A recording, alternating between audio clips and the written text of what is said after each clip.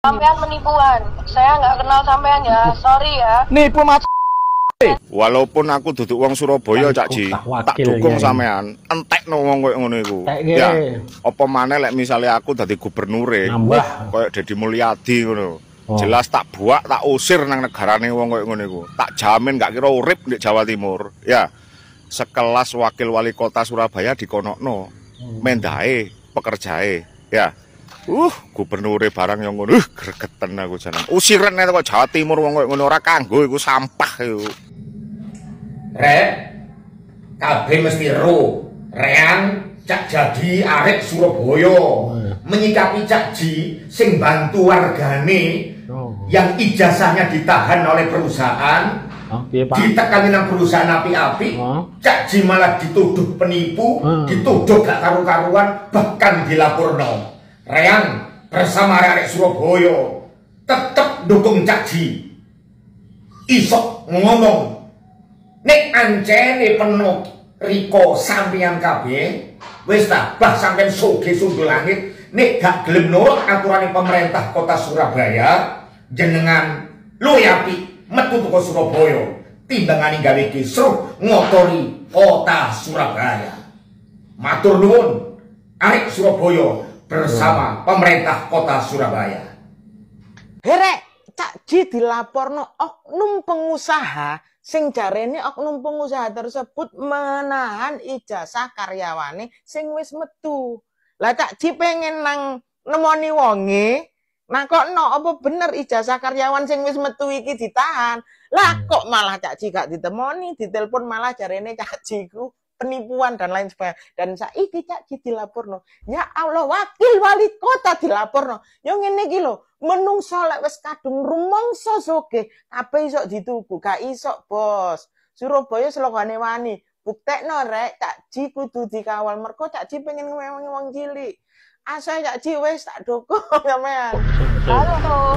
Halo ya. Ini wakil wali kota, Bu. Ya, urusannya apa, Pak? Loh. Urusannya apa? Ini ada warga saya ditahan ijazahnya. Mau wakil wali kota, mau apa? Sampean kalau ada keluhan ke polisi aja. Nah, dari video tadi kita bisa melihat bahwa ada arogansi ya dari pemilik pabrik di dalam menjawab melalui telepon yang dilakukan oleh Pak Armuji selaku wali Surabaya. Semoga dari video tadi warga Surabaya tidak emosional ya. Begitu arogannya bahkan sempat menuduh penipu. Bisa kita bayangkan bagaimana kepada karyawannya, kepada wali aja arogannya seperti itu.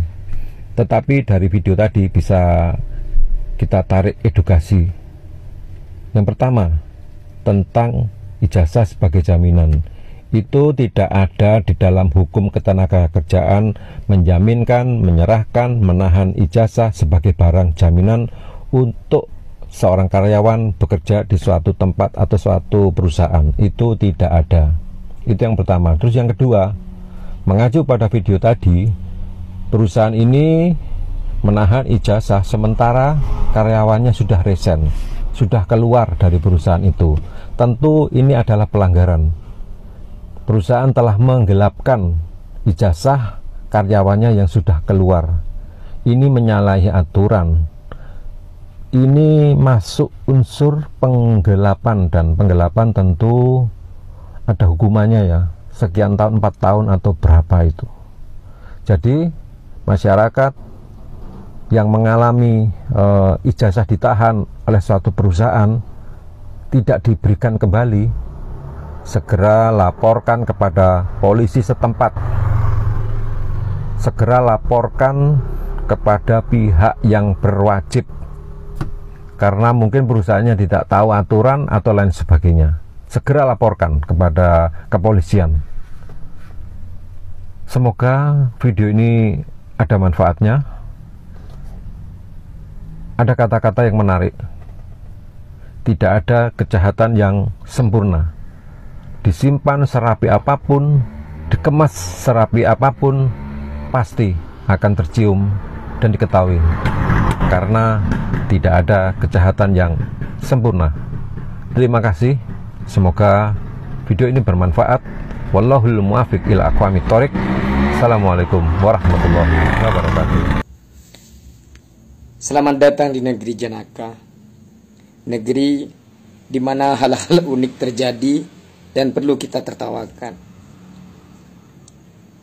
Saat ini lagi viral berkaitan dengan kasus yang menimpa Wakil Wali Kota Surabaya, yaitu Cak Armuji. Beliau selaku Wakil Wali Kota selama ini bertindak mengayomi masyarakat, memberikan transparansi berkaitan dengan aktivitas-aktivitas pengaduan atau pelayanan publik terhadap masyarakat, kemudian dilaporkan. Yang melaporkan ini adalah salah seorang pengusaha, yaitu warganya sendiri, warga Surabaya, berkaitan dengan apa? Penyerangan kehormatan seseorang di media sosial.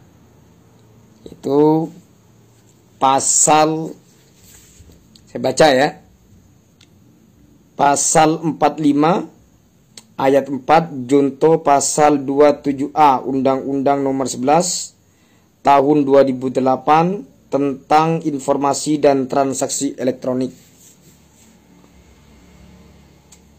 Apa yang kemudian mereferensikan seseorang pengusaha ini melaporkan Cak Armuji berdasarkan dengan Undang-Undang ITE, yaitu berkaitan dengan konten di channel YouTube-nya. Ia mengatakan bahwa dalam klarifikasinya di akun TikTok-nya menyampaikan bahwa Cak Armuji menyerang kehormatannya dengan menuduh berkaitan dengan narkoba.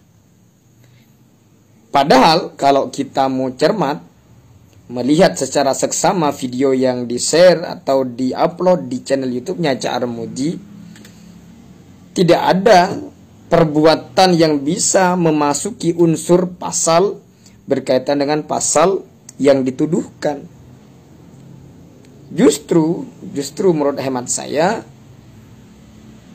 statementnya Cak Armuji yang kemudian diberatkan oleh pengusaha ini tidak bisa dilihat secara sepenggal-sepenggal. Beliau menyampaikan bahwa kayaknya atau jangan-jangan, jadi ada bahasa keterangan sebelum informasi yang disampaikan, mengingat bahwa ada kausalitas. Kenapa kemudian muncul statementnya Cak Armuji begitu? Sekelas Disnaker Provinsi ketika pengen sidak ke tempat itu tidak pernah direspon. Nah, kemudian memunculkan praduga dari Cak Armuji. Perlu diberikan garis bawah bahwa statementnya Cak Armuji itu atau jangan-jangan, atau bisa jadi itu kan bahasanya Cak Armuji. Tidak kemudian dia menuduh secara gamblang, dia mengatakan bahwa di situ sarang narkoba, kan tidak.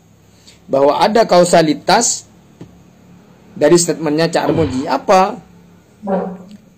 Karena informasi yang dihimpun oleh Cak Armuji di tempat berdasarkan informasi dari mantan karyawannya itu yang ijazahnya ditahan, sekelas Disnaker Provinsi ketika pengen sidak itu tidak pernah direspon. Kenapa? Kenapa kok sangat tertutup?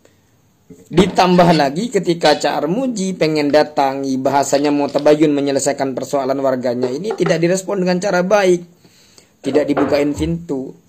Ketika Cak Armuji menelpon memberikan informasi bahwa yang datang itu adalah wakil wali kota, kemudian keluar bahasa-bahasa yang menurut hemat saya secara pribadi tidak patut dikeluarkan oleh warga terhadap pimpinannya. Apa kata-katanya? Menuduh Cak Armuji penipu. Padahal sedari awal Cak Armuji menelpon itu langsung memberikan informasi bahwa saya adalah wakil wali kota. Kan sudah dari awal sudah menyampaikan bahwa beliau adalah wakil wali kota. Kenapa kemudian masih dituduh menipu? Dan lebih lucunya lagi, orang ini juga menyampaikan, pengusaha ini suruh lapor polisi aja. Seolah-olah, tanda kutip ya, seolah-olah sekali lagi saya garis bawahi, seolah-olah bahwa ia ini orang kuat dan kayak seolah-olah kebal hukum gitu loh, seolah-olah dia ada dekingan gitu kalau melihat dari statementnya. Kemudian ia sekarang melaporkan berkaitan dengan penyerangan kehormatan berdasarkan Undang-Undang ITE. Yang menurut hemat saya secara pribadi itu tidak masuk unsur pasalnya. Dari mana? Coba dilihat secara seksama itu videonya Cak Armuji. Itu yang pertama. Yang kedua, saya melihatnya justru terbalik. Mestinya Cak Armuji yang bisa mempidanakan ia kalau beliau mau. Karena apa? Justru Cak Armuji yang diserang kehormatannya. Di mana? Ketika ia atau beliau dibilang penipu. Ada itu kan diserang kehormatannya. Ya kan? Justru Cak Armuji kalau mau melaporkan itu bisa unsur pidana apa? Pencemaran nama baik. Diserang kehormatannya. Sebagai seorang pemimpin dibilang penipu, padahal beliau datang dengan cara yang baik. Beliau memperkenalkan diri bahwa beliau adalah wakil wali kota. Namun reaksinya apa? Dia tidak membukakan pintu. Nah itu kan patut diduga kalau pakai logika hukum. Kenapa tidak mau membukakan pintu kalau memang tidak ada sesuatu hal yang disembunyikan? Yang ketiga, saya sempat melihat akun TikToknya seseorang ini, seorang pengusaha ini. Kayaknya mohon maaf kalau saya salah, kayaknya memang seseorang ini punya penyakit narsistik.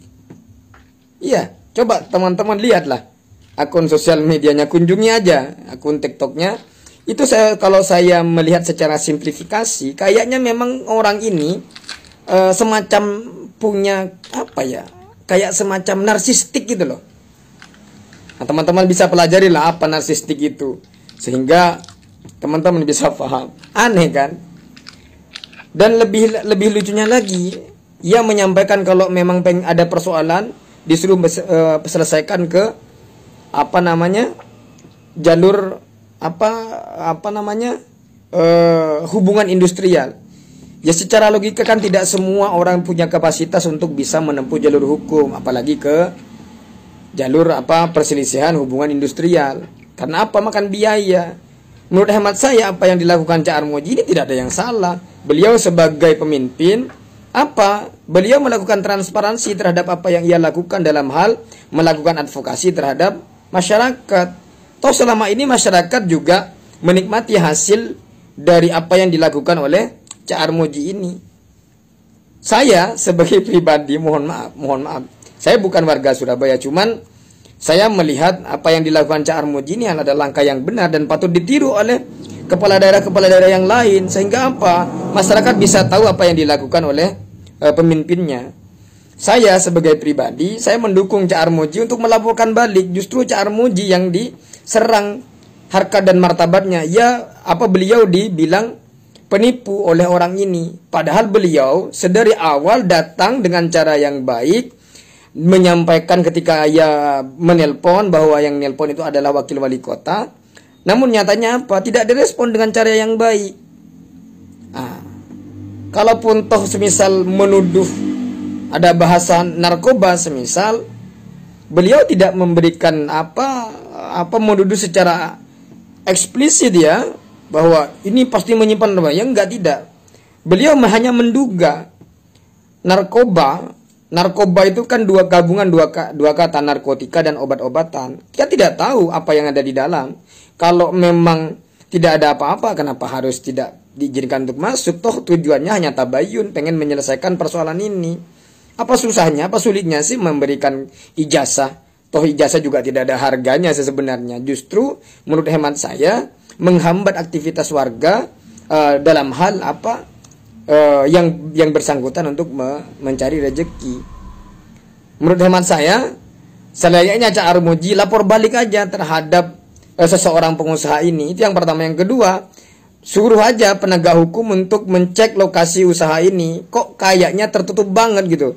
Sekelas Disnaker provinsi aja tidak direspon, wakil wali kota aja tidak direspon, apalagi masyarakat sipil biasa. Seperti apa yang diikhtiarkan oleh seseorang yang punya ijazah yang ditahan ini. Kan sesederhana itu. Jujur, benar-benar jenaka negeri ini.